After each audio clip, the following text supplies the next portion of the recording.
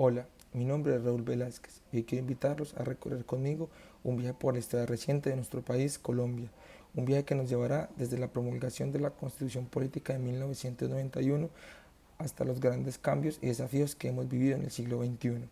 Este recorrido no es solo una revisión de hechos políticos, económicos o sociales, sino una reflexión sobre cómo estos procesos han transformado nuestra identidad nacional, nuestras comunidades y nuestra forma de entender la paz.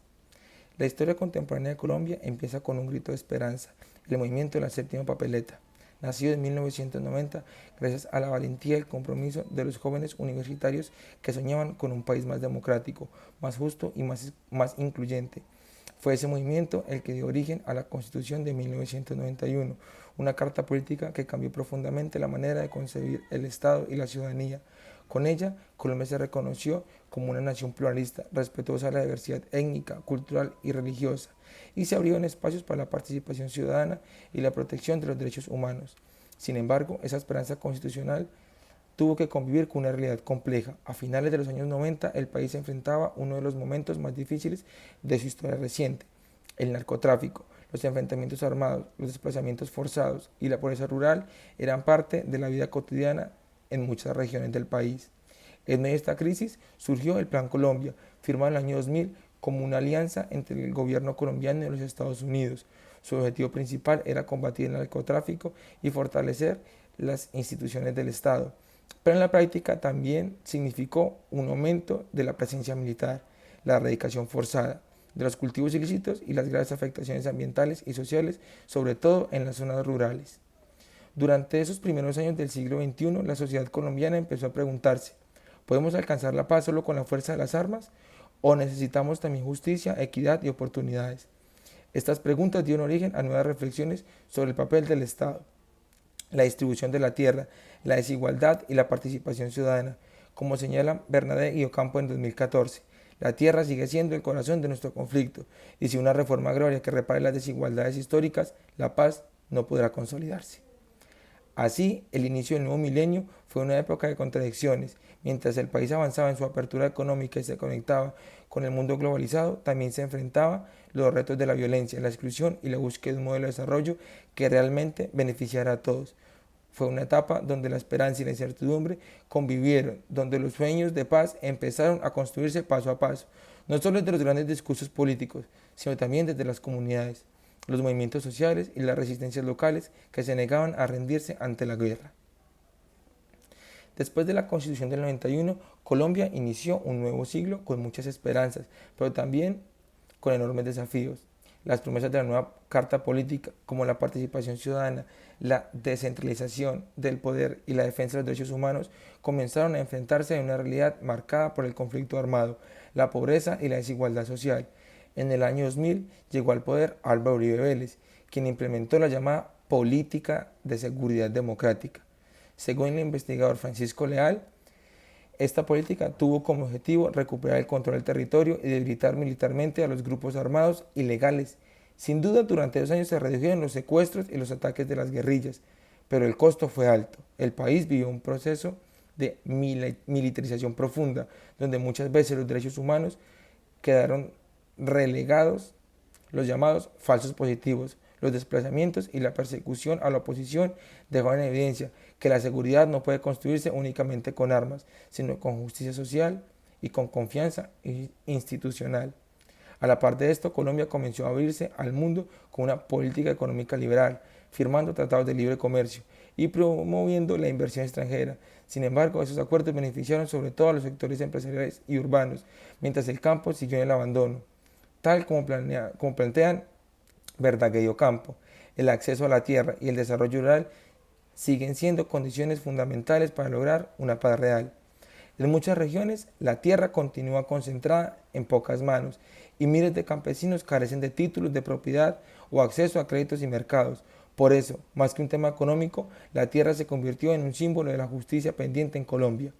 Durante esos años, el Plan Colombia se mantuvo como estrategia de cooperación internacional que pretendía combatir el narcotráfico y fortalecer la seguridad. Pero el autor Luis Brito plantea que esta guerra contra las drogas también generó nuevas formas de violencia y dependencia económica. Las fumigaciones con glifosato destruyeron cultivos y ecosistemas enteros, afectando la salud de las comunidades rurales y provocando desplazamientos forzados. En muchos casos, el narcotráfico no desapareció, solo se transformó, adaptándose a las nuevas condiciones impuestas por el propio Estado. A nivel político, el país también enfrentó transformaciones importantes.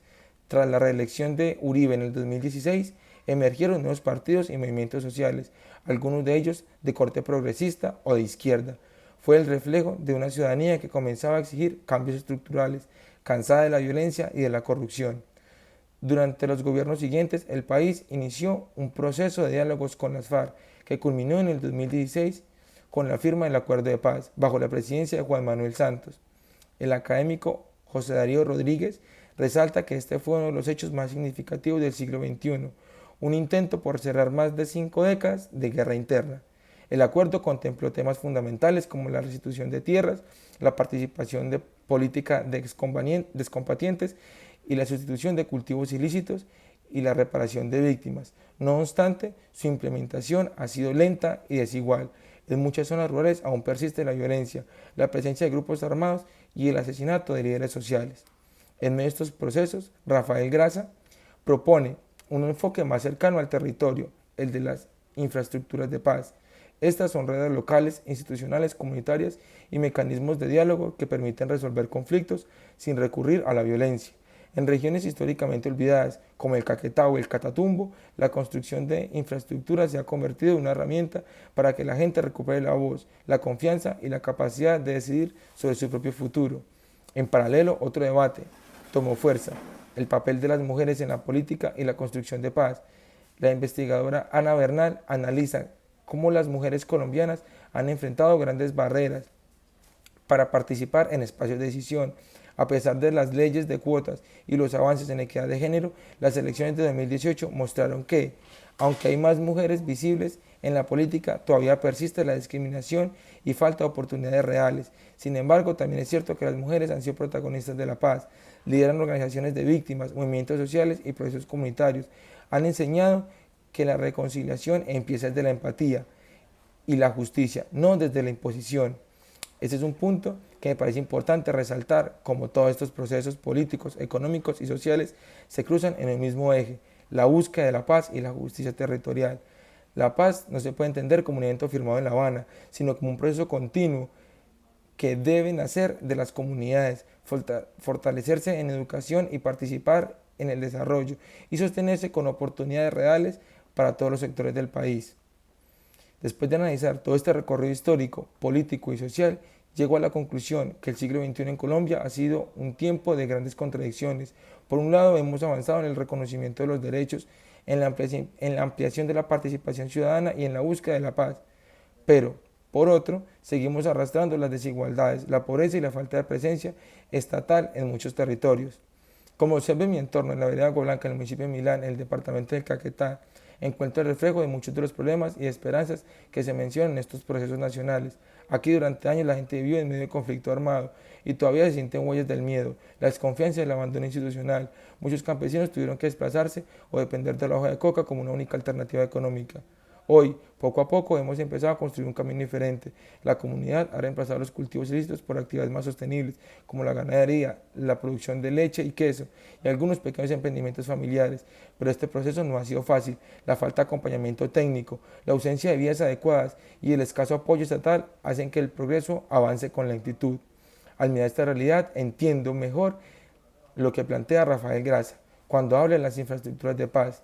En lugares como el mío, la paz no se firma en un papel, sino que se construye día a día, en las relaciones entre vecinos, en los espacios comunitarios y en la voluntad de no volver a la violencia. Cada conversación pacífica, cada acuerdo de campesinos, cada proyecto que une la comunidad se convierte en un ladrillo más en esa infraestructura invisible que sostiene la convivencia.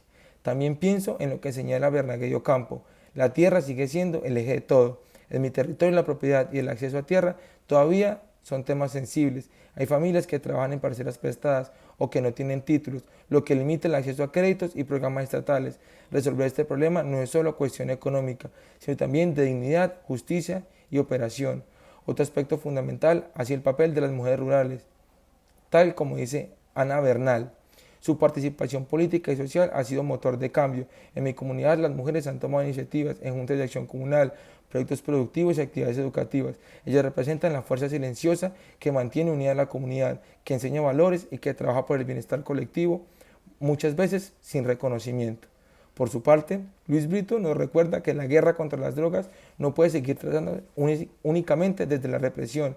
En territorios como el Caquetá, esa guerra ha significado pérdidas humanas, destrucción ambiental y desplazamientos. Es necesario un cambio de enfoque, sustituir la persecución por alternativas sostenibles, fortalecer la economía campesina y garantizar la presencia del Estado con educación, salud y oportunidades reales. En el ámbito educativo, siento que también tenemos un papel crucial. La escuela, además de ser un lugar de aprendizaje, se ha convertido en un espacio de reconciliación y esperanza. Cada vez que enseño, veo que los niños y jóvenes tienen la capacidad de imaginar un futuro diferente, uno donde la paz no sea un discurso lejano, sino una práctica cotidiana. Cuando reflexiono sobre todo esto, me doy cuenta de cómo la historia de Colombia no se escribe solo en los grandes centros del poder, sino en cada vereda, en cada comunidad, que resiste y se reinventa. La paz territorial, de la que tanto hablan los académicos, se construye justamente en lugares como el mío, en las montañas del Caquetá, donde la gente aprendió a vivir de la tierra y a cuidarla, donde se levantan familias con esfuerzo y esperanza, y donde aún se sueña con un Estado más presente y solidario. En el siglo XXI nos ha mostrado que la paz no es el fin del conflicto, sino el comienzo de un proceso de transformación profunda. Construirla exige equidad, educación, participación y justicia social. En mi caso, como docente y miembro de la comunidad, siento el compromiso de seguir contribuyendo desde la educación y el trabajo colectivo para que los niños, niñas y jóvenes de Agua Blanca crezcan en un país más justo, con oportunidades reales y libres del miedo que marcó generaciones anteriores. Solo así podremos decir, con verdadera convicción, que la paz colombiana comienza en los territorios que paso a paso le estamos construyendo entre todos.